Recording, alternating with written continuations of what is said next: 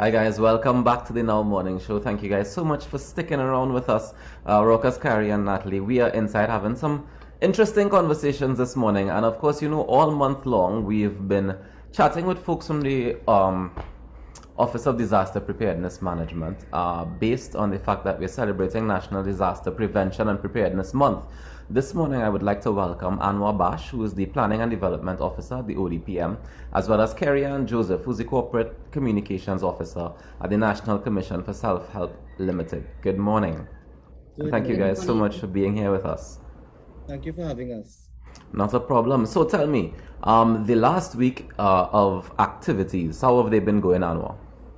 Well, I'll actually hand you over to Kerri to answer that question. All right, no problem. Who's the person in charge of that?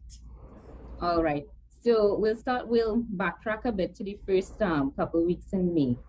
So the National Commission for Self-Help, allow me to say first off, was invited to participate in the cabinet-guided NDPM committee. And our CEO, Elroy Julian, he thought it quite relevant in terms of the target groups that the commission serves, because the persons who we assist really, they are in need of structural repair of their homes, sometimes because those homes in most cases are already vulnerable. So the commission was appointed to sit on two committees, the individual and family, as well as the civil society committee. So for week 2, which was Civil Society Week, a couple activities would have taken place quite successfully. The first one would have been a webinar that was held by the Ministry of Rural Development and Local Government. That one, it spoke specifically to persons who are special needs groups, once again, in civil society, particularly the faith-based organizations, the community-based organization, and non-governmental organizations. Now, those persons, the purpose of this webinar was to identify just what their role and responsibility would be in the event that we are to have experienced an unfortunate disaster. So one of the other things coming out of it, the disaster management unit, they would have committed to helping these organizations with developing their standard operating procedures in terms of what their process should be should we have a disaster. It was quite successful because we had about 105 persons in attendance. We also saw, yeah, it really was nice. We also saw members of the private sector involved as well. We had Massey Stores Limited, we had Massey Gas Products, as well as Kiss Baking Company, all registered for that webinar. We would have used the Trinidad and Tobago Red Cross specifically as a case study, simply because they're involved in all aspects of the disaster management cycle, from prevention and preparedness to mitigation and response and recovery. Now, while the commission falls in the response and recovery area of work, it was all appropriate for us to be in there.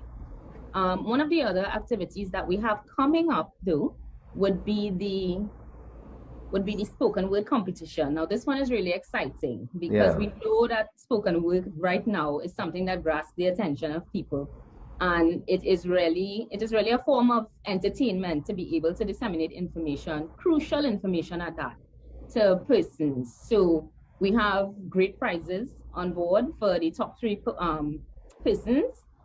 Prizes include things such as a laptop, which is being sponsored by Ramps Logistics.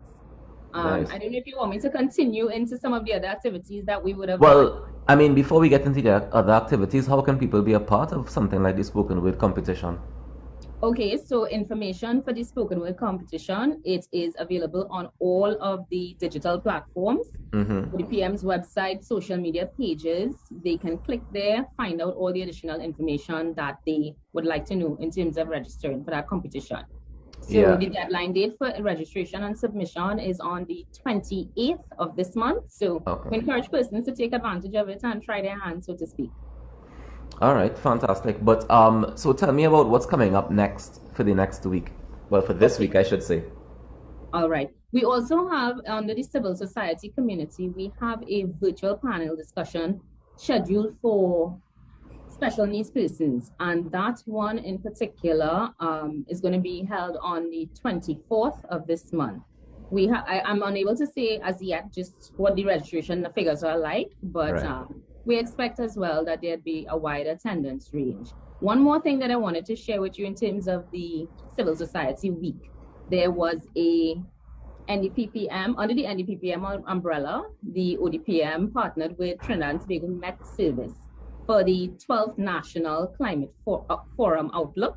And that would really and truly present the nation and key stakeholders with information about what to expect in forecasting, because we know that climate change has really taken a toll on and has shown itself in terms of the effects that it's having on our good earth, Mother Nature here.